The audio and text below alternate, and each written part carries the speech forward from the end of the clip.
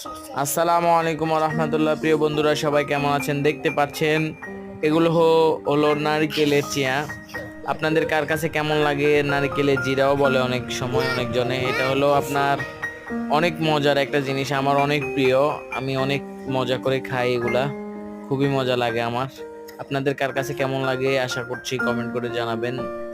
অনেক মজার একটা জিনিস, সেটা হলো নারিকেলকে কুচি কুচি করে আপনার ভাজা করা হয় চিনি এবং দুধের গুঁড়ো দিয়ে, সুন্দর করে ভাজা করা হয়। আলহামদুলিল্লাহ, এই যে দেখেন একদম ভাজা মচমচে হয়ে যায়। তারপরে এটার সাথে এলাচি, দারচিনি, তেজপাতা দিয়ে সুন্দরভাবে করা হয়। অনেক মজা। আপনাদের কার কাছে কেমন লাগে আশা করছি সবাই কমেন্ট করে জানাবেন।